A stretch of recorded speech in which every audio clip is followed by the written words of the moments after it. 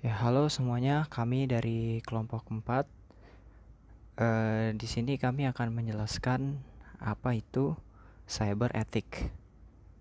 Baik, yang pertama ialah internet.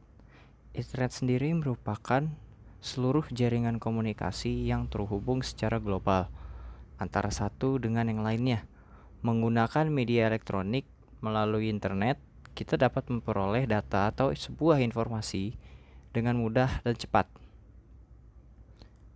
Kita dapat juga berkomunikasi dengan orang di seluruh dunia dengan biaya yang relatif murah dan juga gratis. Kegiatan yang dapat dilakukan dengan menggunakan internet antara lain yaitu adalah browsing atau surfing, bisa searching, kirim emailing, download dan uploading, dan juga chatting. Nah, di sini kita bisa lihat dampak positif dari internet di dalam kehidupan. Yang pertama, internet sebagai media komunikasi. Di sini kita bisa melakukan free call atau messenger kayak di WA gitu. Nah, yang kedua, sebagai media pertukaran data. Media pertukaran data tuh contohnya itu cloud. Jadi bisa mengirim data melewat cloud dan di-download di orang lain gitu. Yang ketiga, media untuk mencari informasi atau data. Media untuk mencari informasi atau data ini contohnya itu kita bisa search di Google atau di YouTube dan lain-lain. Dan yang keempat, memudahkan memperoleh informasi yang ada di internet sehingga manusia tahu apa saja yang terjadi. Nah, yang kelima, bisa digunakan sebagai lahan sebuah informasi untuk bidang pendidikan, kebudayaan, bisnis, bisa juga bisnis, dan lain-lain. Semua lahan informasi bisa dicari di internet. Dan yang keenam, bertransaksi dan berbisnis dalam bidang perdagangan sehingga tidak perlu pergi menuju ke tempat penawar atau penjual. Nah, yang dampak positif poin keenam ini kita sudah tidak asing, itu seperti e-commerce ya. Jadi kita jual beli online melalui aplikasi-aplikasi yang kita sering gunakan. Tuh. Baik, untuk selanjutnya dampak negatif pada internet. Nah, di sini nih yang pertama ialah cybercrime. Cybercrime sendiri ini adalah kejahatan yang dilakukan seseorang dengan sarana internet di dunia maya yang bersifat melintas batas negara. Perbuatan dilakukan ini secara ilegal, serta kerugian sangat besar dan sulit pembuktian secara hukum.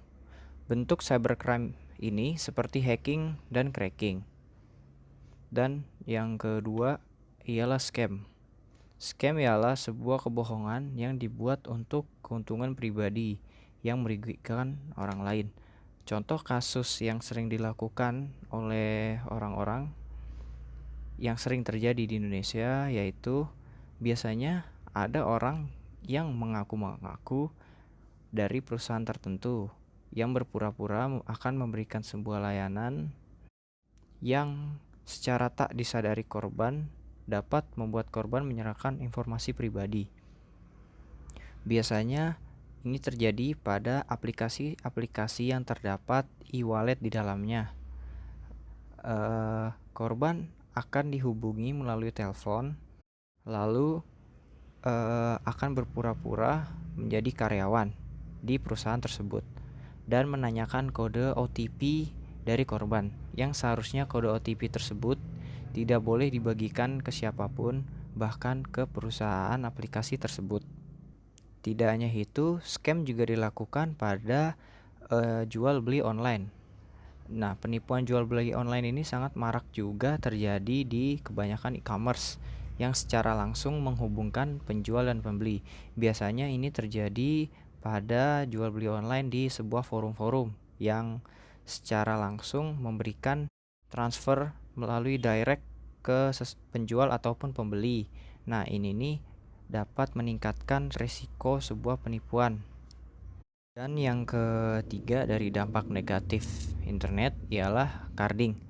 Carding ini adalah seseorang yang mampu mendeteksi kartu kredit secara online dan mencatat kode kartu tersebut, serta data diri korban akan disimpan untuk mereka gunakan dalam transaksi legal yang mengatasnamakan kartu kredit orang lain.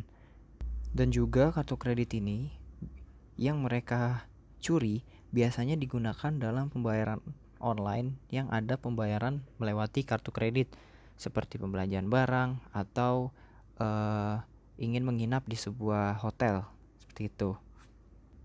Oke, baik. Yang selanjutnya ialah cyberspace atau dunia maya. Internet identik dengan cyberspace atau dunia maya ialah keseluruhan ruang global realitas maya di dunia paralel dengan dunia fisik. Nah, dengan interaksi yang tak terhitung dengan dunia fisik atau bisa juga diartikan sebagai dunia yang tidak mengenal batas teritorial. Ini juga bersifat publik dan dapat melakukan aktivitas tanpa harus menunjukkan identitasnya. Jadi rata-rata orang di dunia maya itu tuh membuat sosial media mereka tidak menggunakan nama atau identitas pribadi mereka, dikarenakan mereka ingin menyimpan privasi mereka sendiri. Nah, menurut Dyson, cyberspace merupakan suatu ekosistem bioelektronik di semua tempat yang memiliki telepon, kabel, koaksial, fiber optik, atau electromagnetic wave. Hal ini berarti bahwa tidak ada yang tahu pasti seberapa luas internet secara fisik. Seperti itu. Dan yang selanjutnya ialah karakteristik cyberspace. Karakteristik cyberspace menurut Dyson yaitu beroperasi secara virtual atau maya. Dan selanjutnya, dunia cyber selalu berubah dengan sangat cepat. Dan selanjutnya, dunia maya tidak mengenal batas-batas teritorial. Yang paling penting dalam poin terakhir ini, orang-orang dalam dunia maya dapat melaksanakan aktivitas tanpa harus menunjukkan identitasnya. Nah, dalam poin ini kita harus sangat berhati-hati dikarenakan kita tidak dapat mengetahui lawan bicara kita dan kita tidak mengetahui fisik mereka seperti apa karena ini melalui dunia maya. Dan selanjutnya adalah spesifikasi dari cyberspace dikutip dari Christoph Stuckelberger atau Pavan Danjal. Oke, nomor 1 ialah cyberspace is anytime. Jadi cyberspace ini kapanpun itu selalu ada. Dia itu cepat dan tidak terikat sebuah waktu. Yang kedua adalah space. Nah, cyberspace is everywhere. Cyberspace itu dia tuh ada di mana-mana secara global dan tidak terikat oleh waktu. Jadi yang untuk poin kedua ini tidak terikat dengan waktu sama sekali. Jadi 24/7 selalu aktif. Dan ketiga adalah size. Cyberspace is mass production, mencapai angka penggunaan terbanyak. Jadi dalam penggunaan cyberspace atau dunia maya, ini penggunaannya ini sangatlah banyak, hampir satu dunia. Yang nomor 4 ialah virtual. Cyberspace is virtual. Jadi cyberspace ini, dunia maya ini adalah sebuah dunia digital, bukan material dan fisik. Seperti itu. Dan yang nomor 5, anonymous.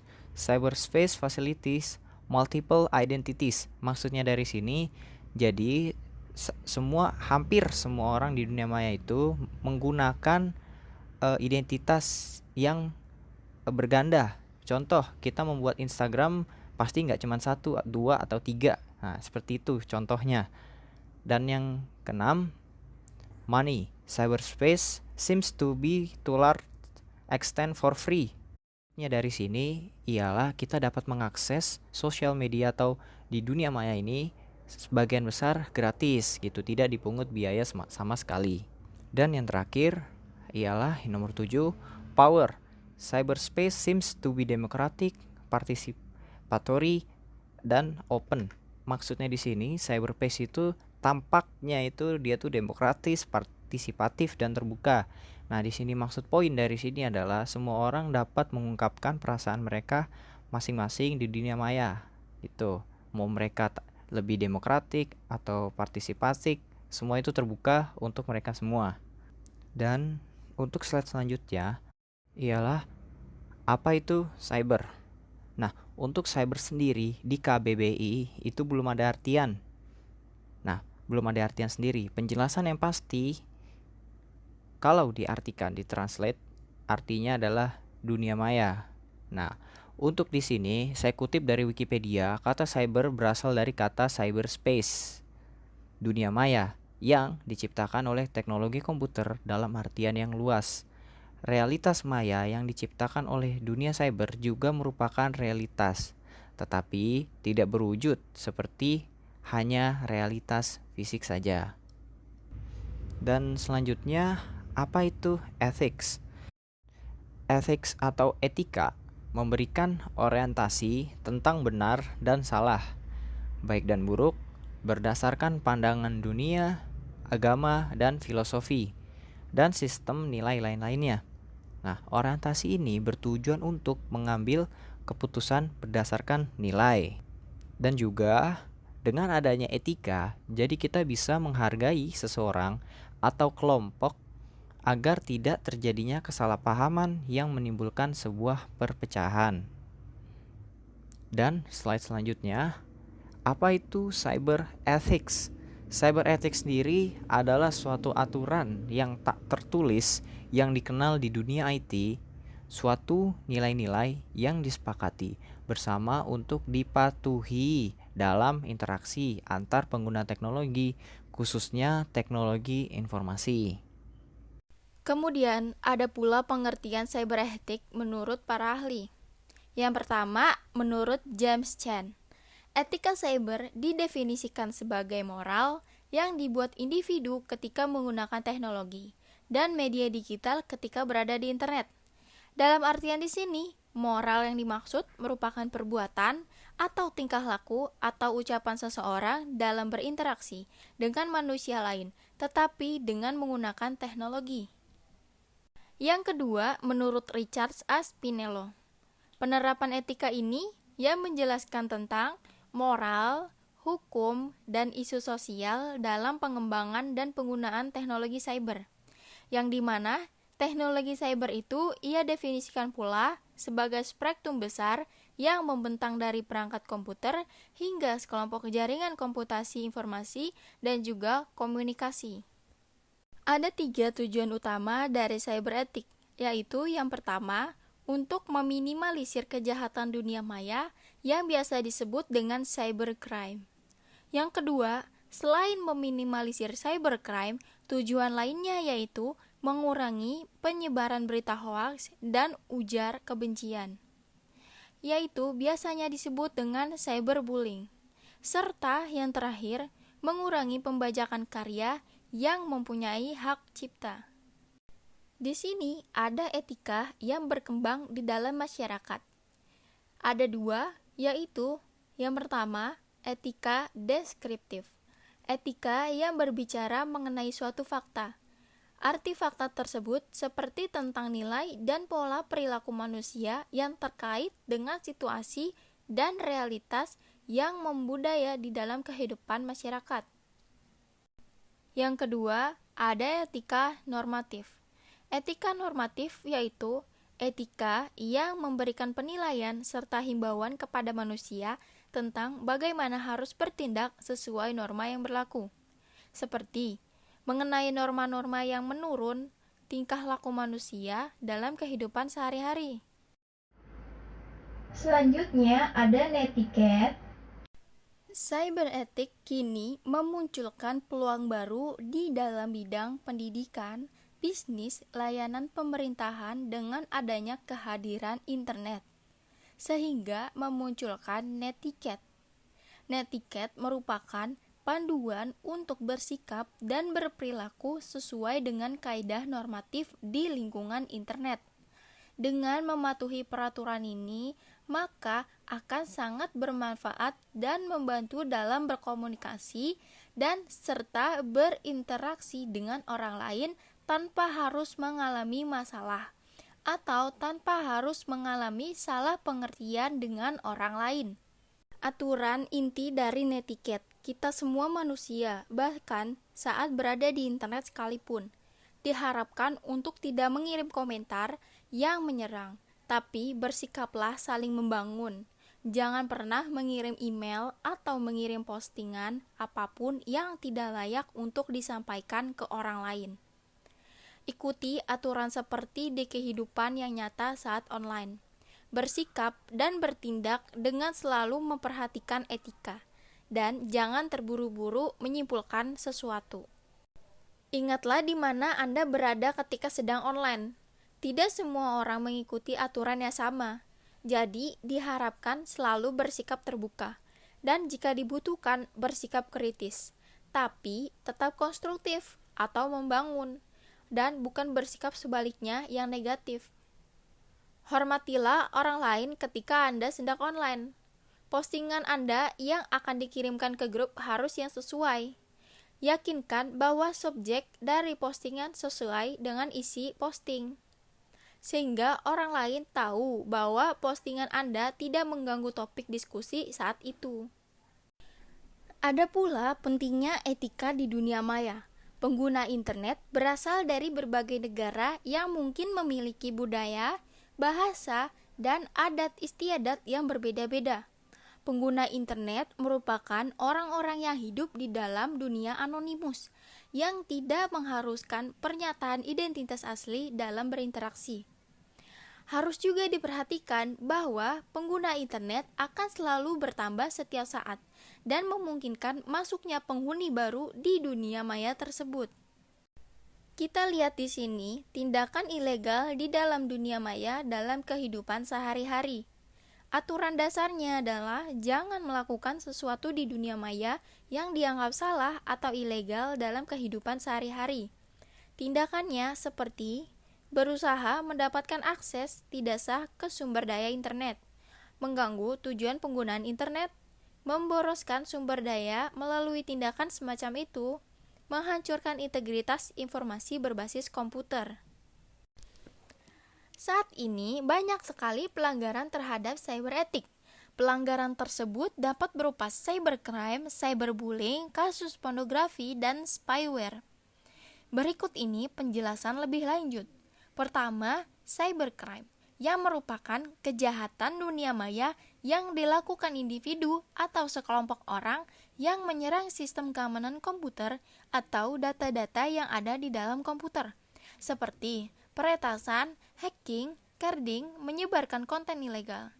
Kedua, cyberbullying, yang merupakan perilaku berulang yang ditunjukkan untuk menakuti, membuat marah, atau memperlakukan mereka yang menjadi sasaran. Contohnya, termasuk menyebarkan kebohongan tentang seseorang atau memposting foto memalukan tentang seorang di media sosial. Ketiga, cyberpornografi dapat diartikan sebagai penyebarluasan muatan atau materi pornografi dalam dunia maya melalui teknologi informasi berupa internet. Selain itu, pencemaran nama baik dan penyebarluasan fitnah dalam bentuk tulisan, gambar, maupun video yang mengandung unsur pornografi ke dalam internet. Keempat, spyware adalah software yang diinstal secara diam-diam oleh hacker dan digunakan untuk memantau perilaku online korban. Etika berkomputer di internet yang jangan sampai kalian lakukan.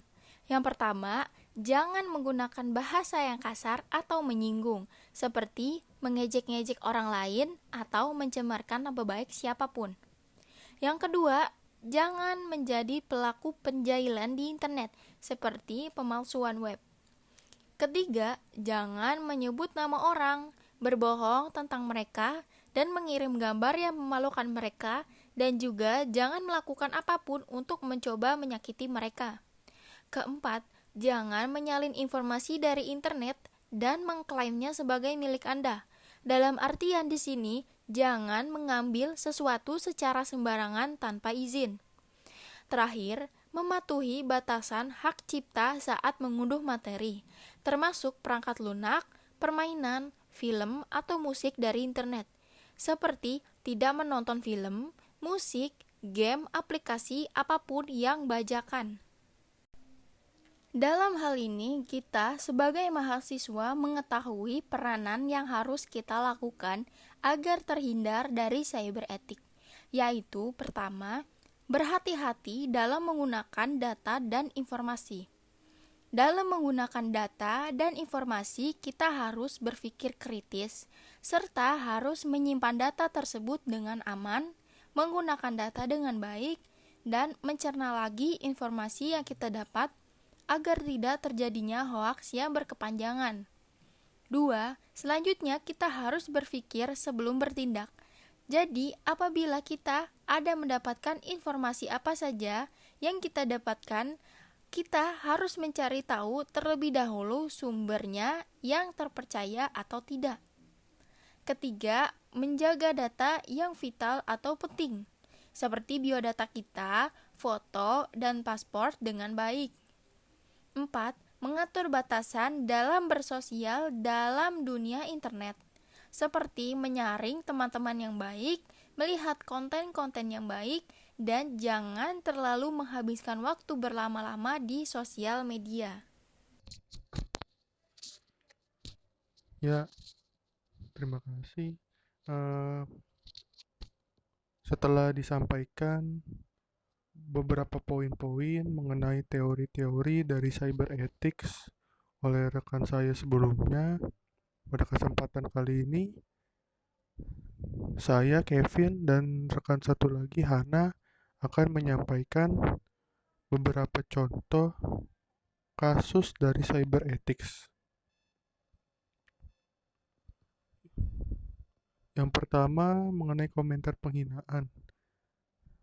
Pada kasus komentar penghinaan, kami mengambil salah satu kasus yaitu seorang istri yang mengunggah status atau komentar dari saat kejadian penusukan Wiranto. Pada kasus tersebut pada kasus tersebut sang istri mengunggah sebuah status pada laman media sosialnya yang berisikan hujatan ketika adanya insiden penusukan yang dialami oleh Wiranto selaku Menko Polhukam pada saat itu. Dari unggahan tersebut, dari unggahan sang istri tersebut, sang suami pun selaku bagian dari anggota TNI pun mendapatkan hukuman, yaitu pencopotan dari jabatannya tersebut, dan karena diduga melanggar Undang-Undang Nomor 25 Tahun 2014 mengenai disiplin militer.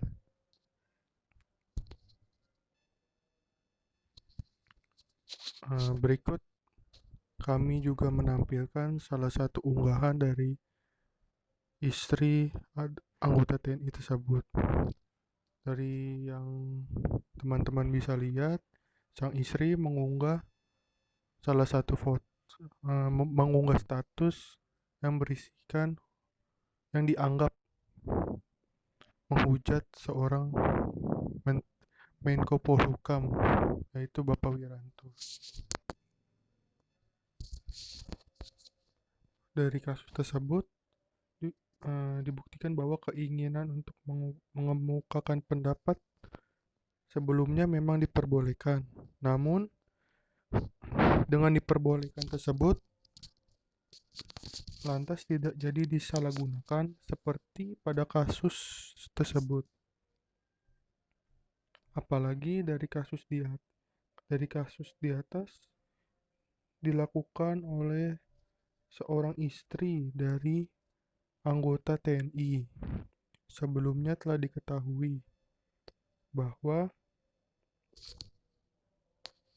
anggota TNI termasuk keluarganya haruslah netral, seperti yang disampaikan oleh Kepala Subdinas Penerangan TNI Angkatan Udara, yaitu Kolonel Sus Muhammad Yuris dalam keterangan tertulis pada situs regional.kompas.com bahwa posisi prajurit TNI AU beserta keluarganya atau keluarga besarnya haruslah netral.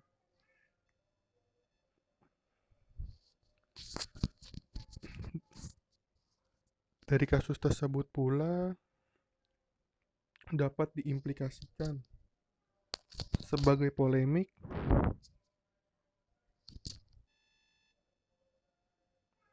atau gangguan dalam kondisi sosial bermasyarakat seperti yang telah disampaikan sebelumnya oleh Kepala Penerangan Komando Daerah Militer atau Kapendam 14, yaitu Hasanuddin Letnan Kolonel Madun Nafik. Sikap dari ketiga istri anggota TNI tersebut dinilai menjatuhkan kehormatan dari sang prajurit itu sendiri.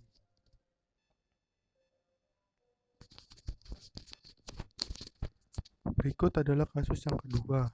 Pada kasus yang kedua ini ada ulah jempol netizen plus 62. Kasus ini terjadi pada saat gelaran All England 2021. Sebelumnya, pada gelaran tersebut, tim bulu tangkis Indonesia dipaksa mundur dari gelaran yang diadakan oleh BWF,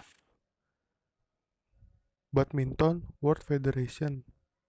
Ajang tersebut diadakan setahun sekali. Tim bulu tangkis Indonesia dipaksa mundur karena berada dalam satu penerbangan dari Istanbul ke Birmingham dengan pasien yang terindikasi mengidap COVID-19. Dari informasi yang didapat, pada hari Rabu 17 Maret, penyelenggara All England menyatakan seluruh pemain Indonesia termasuk yang akan berlaga dinyatakan WO atau walkover. Dengan dinyatakannya WO tersebut, dari ajang All England, netizen di Indonesia ramai-ramai membanjiri kolom komentar pada akun Instagram @bwf.official. Tidak tanggung-tanggung, netizen membanjiri kolom komentar dengan nada yang berkonteks negatif. Berikut salah satu beberapa komentar yang kami ambil sebagai contoh. Bisa kalian lihat teman-teman lihat sendiri. Di sini banyak sekali komentar dengan nada negatif. Dengan nada negatif tersebut tercermin bahwa lemahnya etika dan moral dari beberapa netizen di Indonesia. Kita tidak bisa memukul rata bahwa netizen itu buruk atau negatif. Namun, hendaklah kita berbijaksana dalam bermedia sosial dengan cara untuk kasus ini dengan cara menyerahkannya ke pihak berwajib. Sekian. Berikut kasus yang ketiga yaitu mengenai cyberbullying, khususnya bagian body shaming. Pada kasus ini kami mengambil kasus body shaming yang menimpa seorang idol pada suatu ajang bergengsi di Indonesia. Maria Simorangkir atau dikenal dengan Maria Idol mengungkapkan bahwa ia banyak terkena bullying karena penampilan fisik. Maria lahir pada tanggal 7 Oktober tahun 2001. Maria sebelumnya mencoba menanggapi semua hujatan dan bulian tersebut dari netizen, namun semakin banyak dan hingga akhirnya kasus bully tersebut yang awalnya hanya ke body shaming merembet dan berkembang mengarah ke keluarganya yang membuat dirinya pun semakin terpuruk. Dari kasus tersebut, Maria akhirnya menonaktifkan akun Instagramnya selama kurang lebih 1 bulan. Berikut juga terlampir salah satu unggahan komentar dari netizen yang melakukan body shaming terhadap Maria.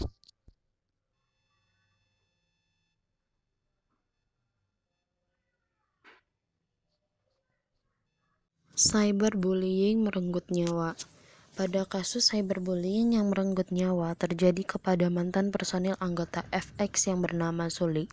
Seperti yang diketahui, pada 14 Oktober 2019, Suli ditemukan meninggal dunia di kediamannya karena gantung diri. Suli mengakhiri hidupnya karena diduga mengalami depresi berat dari cyberbullying yang dialaminya di media sosial. Apalagi setelah dirinya memutuskan untuk keluar dari grupnya saat itu. Berbagai hujatan dan komentar jahat sering ia terima karena pilihan dan gaya hidupnya yang belak-belakan. Dikutip dari Korea Bu, kebencian para fansnya bermula saat hubungan percintaannya dengan mantan kekasihnya terungkap.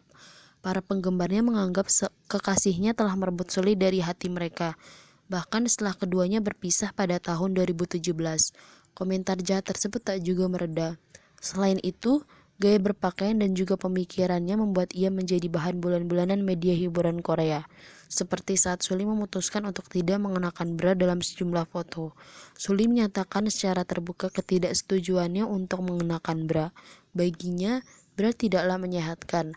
Pernyataan Suli itu pun menjadi kontroversi. Sebagian netizen mengecam dan menghujat dirinya karena keputusan yang ia ambil tersebut. Diketahui, Suli memiliki penyakit mental yang ia derita sejak kecil. Dilansir dari Sompi, Suli menderita gangguan panik dan juga fobia sosial. Pada acara yang ia pandu, secara terbuka Suli menceritakan mengenai perjuangannya saat menghadapi masalah cyberbullying yang membuatnya depresi hingga mengganggu kesehatan mentalnya tersebut. Ia meminta kepada semua orang agar bisa memahami dirinya. Bukannya mendapat simpati dari netizen, justru kecaman yang ia dapat dari netizen Korea semakin menjadi. Bahkan para netizen Korea menganggap bahwa Suli telah gila karena meminta publik untuk memahami cara dan gaya hidupnya yang dianggap tidak pantas dilakukan oleh seorang idol. Kabar meninggalnya artis cantik tersebut membuat selebritas dan masyarakat Korea Selatan mulai meminta perhatian lebih terhadap cyberbullying di media sosial. Oleh sebab itu, Majelis Nasional Korea Selatan pun mulai membicarakan hukum yang akan dibuat atas peristiwa itu yang diberi nama Sulis Act. Sulis Act sendiri adalah rancangan undang-undang yang berisi untuk mengatur dan mencegah cyberbullying. Dilaporkan media e-Daily, pada tahun 2020, ketertarikan orang-orang terhadap pengesahan undang-undang tersebut sudah berkurang. Media Korea tersebut menyebutkan jika rancangan undang-undang Suli tidak berhasil lolos ke sesi utama Majelis Nasional, otomatis rancangan undang-undang tersebut sudah tidak ada lagi di meja Majelis Nasional.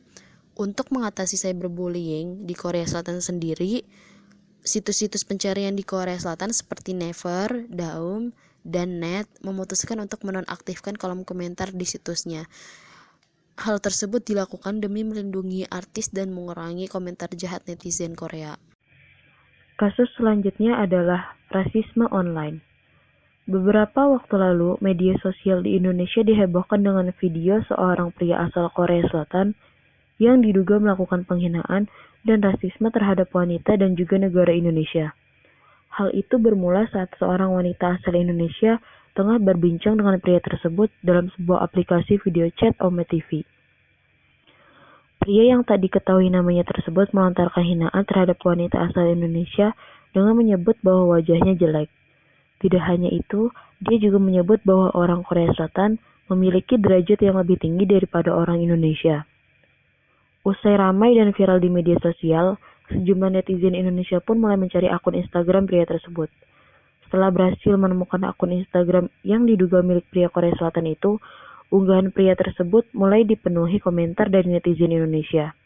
Berbagai komentar tidak terima dari netizen Indonesia pun diberikan kepada pria asal Korea Selatan sebelum akhirnya ia menghapus semua unggahannya di media sosialnya. Setelah mendapat banyak komentar dari netizen Indonesia, pria itu juga sempat membuat Instagram story yang menunjukkan kekesalannya kepada warga Indonesia. Ia meminta untuk masyarakat Indonesia yang berkomentar di akun Instagramnya untuk tidak berkomentar tentang warna kulit dan negaranya yaitu Korea Selatan. Hingga akhirnya ia mengutarakan permintaan maafnya di fitur Instagram Story. Selanjutnya, cyberpornografi. Kasus pada cyberpornografi adalah tersebarnya video syur milik artis Gisela Anastasia. Pada 6 November 2020, video syur milik Gisela Anastasia tersebar di media sosial Twitter. Video itu pun membuat heboh publik. Bahkan banyak netizen yang tidak beretika ikut turut menyebarluaskan, meminta, dan juga mengomentari video pornografi berdurasi 19 detik tersebut, hingga menjadi trending topik di Twitter maupun di media sosial lainnya. Meski pernah membantah bahwa pemeran dalam video yang viral itu bukanlah dirinya, pada akhir tahun 2020, Giselle pun mengakuinya kepada polisi. Dalam pengakuannya tersebut, ia mengaku bahwa pemeran video itu benar dirinya. Video tersebut dibuat pada tahun 2017 di sebuah hotel di kawasan Medan, Sumatera Utara. Giselle merekam video itu dan membagikannya kepada pemeran pria. Giselle juga mengaku bahwa ia menyimpan video syur tersebut di kedua handphonenya yang rusak dan hilang. Kini, Giselle beserta pemeran dalam video tersebut serta penyebar dan yang melaporkan terkait video pornografi itu sudah dijatuhi hukuman. Pemeran video itu yaitu Giselle dan pria berinisial MYD dijatuhi hukuman wajib lapor setiap hari Senin dan Kamis. Sedangkan dua penyebar video tersebut dijatuhi hukuman ditahan di rutan Polda Metro Jaya. Hukum cyber ethics. Setelah dijelaskan contoh kasus tersebut, pelanggaran cyber ethics sendiri termasuk dalam pelanggaran cybercrime. Di Indonesia, pelanggaran-pelanggaran itu diatur dalam Undang-Undang ITE Nomor 19 Tahun 2016. Untuk pelanggaran cyberpornografi diatur dalam Pasal 27 Ayat 1 yang berbunyi, setiap orang yang dengan sengaja dan tanpa hak mendistribusikan dan atau mentransmisikan dan atau membuat dapat diaksesnya informasi elektronik dan atau dokumen elektronik yang memiliki muatan yang melanggar kesusilaan sebagaimana yang dimaksud dalam Pasal 27 Ayat 1 akan dipidana dengan pidana penjara paling lama 6 tahun dan atau denda paling banyak 1 miliar rupiah. Untuk pelanggaran penghinaan dan pencemaran nama baik, hal tersebut diatur dalam Pasal 27 Ayat 3 yang berbunyi, setiap orang yang dengan sengaja dan tanpa hak mendistribusikan dan atau mentransmisikan dan atau membuat dapat diaksesnya informasi elektronik dan atau dokumen elektronik yang memiliki muatan penghinaan dan atau pencemaran nama baik sebagaimana yang dimaksud akan dipidana dengan pidana penjara paling lama 4 tahun dan atau didenda paling banyak 750 juta rupiah. Untuk pelanggaran ancaman diatur dalam Pasal 27 Ayat 4.